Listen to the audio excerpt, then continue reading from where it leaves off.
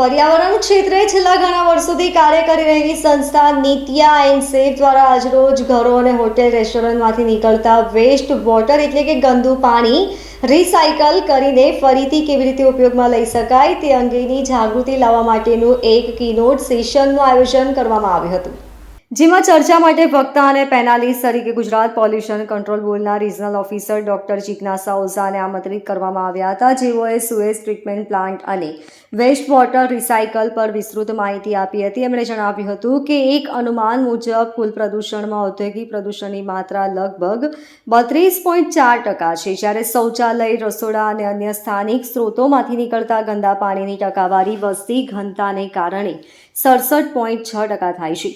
કાર્યક્રમના આયોજક નિત્યા and સેફના director ઈશાન શાહે જણાવ્યું હતું કે કીનોટ સેશનનું આયોજન અમોર બેન્ક્વેટ ખાતે સાંજે 6:30 વાગ્યાથી કરવામાં આવ્યું હતું. તે પ્રાકટ્ય સાથે કાર્યક્રમની શરૂઆત થઈ હતી. ત્યારબાદ કીનોટ સ્પીકર અને પેનાલિસ્ટ તરીકે આમંત્રિત મહેમાન ગુજરાત પોલ્યુશન કંટ્રોલ બોર્ડના રિજનલ ઓફિસર ડોક્ટર જિજ્ઞાસા ઓઝા, મેગ્નેટ પ્રોજેક્ટર્સના ફાઉન્ડર અને MD Chirag Shah, chamber of કોમર્સના પ્રમુખ રમેશ વઘાસિયાના સ્થાને નિખિલભાઈ મદ્રાસી, હોટલ એસોસિએશનના પ્રમુખ સનત રેલિયા અને એસસીપી એક્સપર્ટ એવા નિત્યા એન્ડ સેફના ડાયરેક્ટર ઈશાન શાહે ઘરેલું ગંદા પાણીના રિસાયકલ પર વક્તવ્ય આપ્યું હતું. નિષ્ણાંત ચિરાગભાઈએ ઉલ્લેખ કર્યો હતો કે વારંવારની જાળવણીની સમસ્યાઓને કારણે ઉદ્યોગો સુએજ ટ્રીટમેન્ટ પ્લાન્ટ અપનાવવા માટે અચકાય છે, પરંતુ હાલના સમયમાં નિત્યા એન્ડ સેફે આપેલ સમજ મુજબ MBR જેવી અદ્યતન તકનીકને લીધે STPS 6 મહિના જેટલા ઓછા વળતર સાથે ગંદા પાણીને રિસાયકલ કરવામાં સક્ષમ છે. નિષ્ણાંત શ્રી સનત રેલિયા વધુ સારી રીતે કચરો એકત્ર કરવા માટે યોગ્ય ગલી ટ્રેપ સાથે કોઈ પણ પ્રોજેક્ટ ડિઝાઇન કરીને યોગ્ય ડ્રેનેજ સિસ્ટમ પ્રદાન કરવા માટે ચર્ચા વિચારણા કરવામાં આવી હતી અને રસોડા તેલ અને અન્ય મોટા કણો રહિતનું પાણી, બાથરૂમનું ગ્રે પાણી અને શૌચાલયનું પાણી બંનેને એકસાથે મિશ્રિત કરવાની જરૂર છે, જેથી SCPનું સારું પ્રદર્શન મેળવી શકાય. મારું નામ ઈશાન શાહ છે. અમે લોકો 13 વર્ષથી સસ્ટેનેબલ ડેવલપમેન્ટ પર કામ કરી રહ્યા છે. મારી કંપનીનું નામ નિત્યા એન્ડ સેફ છે અને હું પોતે બાય પ્રોફેશન એન્વાયરમેન્ટલ એન્જિનિયર છું. અને આ ઇવેન્ટ જે અમે ઓર્ગેનાઇઝ કરેલી એની અંદર અમે સુરતના રિજનલ ઓફિસર જિજ્ઞાબેન ઓઝાને ઇન્વાઇટ કર્યા હતા કે જે સસ્ટેનેબલ ડેવલપમેન્ટ માટે વર્ષોથી ખૂબ આગળ પડતો ભાગ લઈ રહ્યા છે.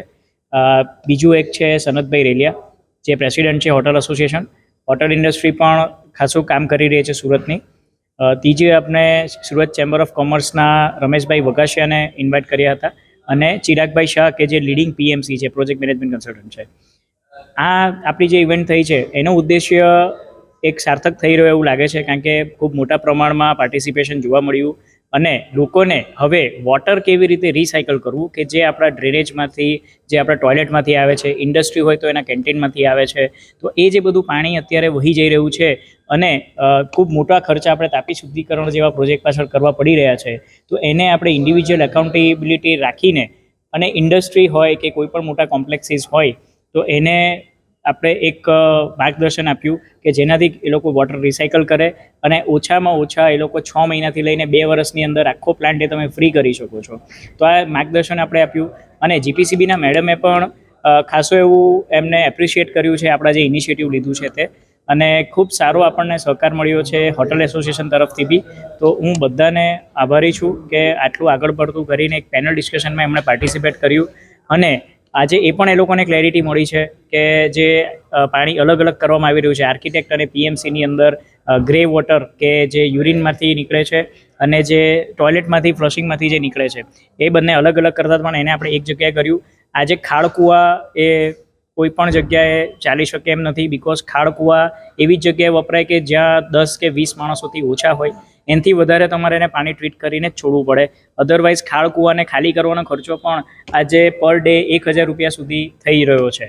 તો એ બધા પૈસા તમે બચાવીને રિસાયકલ કરો તો એ તમને પેબેક આરામથી મળી શકે અને બોરિંગ અને પાણીને પણ કન્ઝર્વેશન મળી શકે.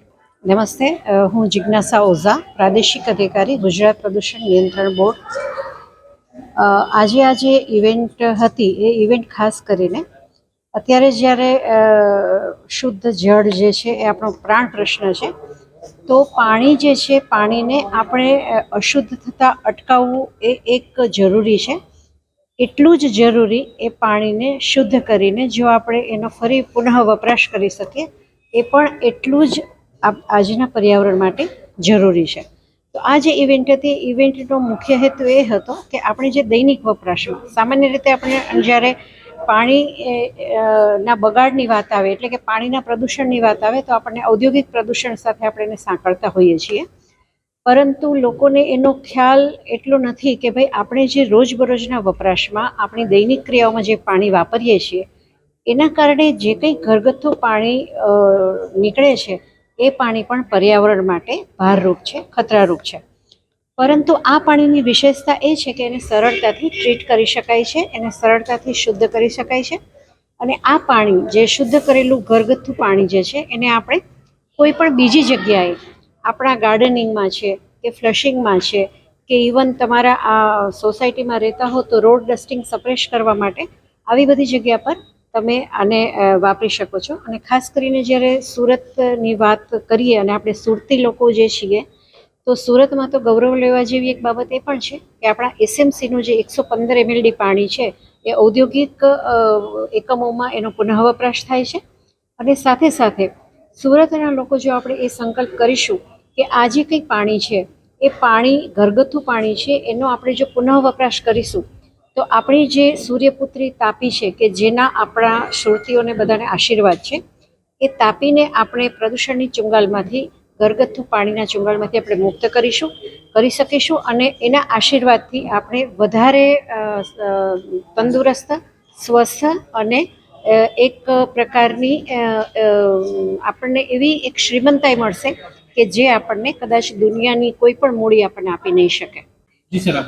હા, મારું નામ સનત રેલિયા છે. હું southern Gujarat hotel and restaurant એસોસિએશનનો વાઇસ પ્રેસિડેન્ટ છું. આજે આપણે વોટર કોન્ઝર્વેશન પર વાતો કરી રહ્યા છે આ પ્રોગ્રામમાં, સેમિનારમાં. અને હોટલ્સમાં કઈ રીતે વોટર કોન્ઝર્વેશન થાય છે તેના અમારે અનુભવ બી શેર કરવાના છે અને અહીંયાથી થોડી ઘણી નવી માહિતી પણ મેળવવાની છે. આમ જોવા જાય તો હોટલ્સ માટે જો સ્ટાર રેટિંગ લેવાનું હોય 1 સ્ટાર, 2 સ્ટાર કે 5 સ્ટાર કંઈ પણ લેવાનું હોય તો વોટર કોન્ઝર્વેશનના નિયમોનું ઘણું બધું પાલન કરવું પડતું હોય છે.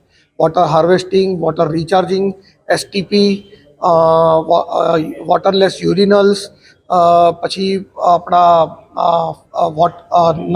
નવા ટાઈપના જે ફ્લશ સિસ્ટમ છે તે, પછી ડ્રાય ક્લિનિંગ કરવાનું હોય છે એટલે મશીન્સથી હોટલોને ક્લીન કરવાની છે જેમાં ઓછું પાણી વાપરવાનું હોય અથવા પાણી વગર સફાઈ કરવાની હોય. એટલે એવા બધા નવા ટેકનિક્સો છે તેનો ઉપયોગ કરીને આ કામ કરવાનું હોય છે. નમસ્કાર દર્શક મિત્રો, હું નિખિલ મદ્રાસી, માનદ મંત્રીથી સદન ગુજરાત ચેમ્બર ઓફ કોમર્સ અને ઇન્ડસ્ટ્રી. સૌથી પ્રથમ તો એનસેફના આ પ્રયત્નને હું બિરદાવું છું. ચેમ્બર ઓફ કોમર્સ હંમેશા એક હકારાત્મક ભૂમિકામાં પોતાની ભૂમિકા ભજવતી હોય છે. ખાસ કરીને જે મિત્રો, જે સંસ્થાઓ પર્યાવરણના ક્ષેત્રમાં કામ કરતી હોય, પાણીને બચાવવાની ઝુંબેશની માટેની કામ કરતી હોય એવી તમામ સંસ્થાઓને અમારો સહયોગ રહ્યો છે. ચેમ્બર પોતે પણ અનેક કાર્યક્રમોનું આયોજન કરતી આવી છે અને એ કાર્યક્રમોના આયોજન દ્વારા વધુને વધુ લોકો પર્યાવરણ સંદર્ભે જાગૃત થાય એ અમારો મૂળભૂત હેતુ છે. અને એટલે જ આજે પણ આ કાર્યક્રમની અંદર અમે આ જ વાત પ્રસ્તુત કરવાના છીએ. ઉદ્યોગગૃહ હવે જાગૃત થઈ ગયા છે. પહેલાંની માફક ઉદ્યોગગૃહ હવે વાતાવરણને પ્રદૂષિત કરવાની ક્યારેય પણ કોશિશ કરતા નથી અને એના પાછળના જે કારણો છે તે મૂળભૂત રીતે જે જાગૃતિ આવી છે, જે પ્રયત્નો થઈ રહ્યા છે અને ખાસ કરીને ચેમ્બર ઓફ કોમર્સ જે પ્રયત્ન કરી રહી છે એને આભારી છે તેમ પણ કહી શકું. તો આ કાર્યક્રમની અંદર પણ અમે આ જ પ્રકારના જ્ઞાનને પ્રચાર કરવાના છે અને આજના પ્રયત્નને વધુ એક વખત બિરદાવીને મારી વાતને સંપન્ન કરું છું. આભાર. Bureau report, LK star news, Surat.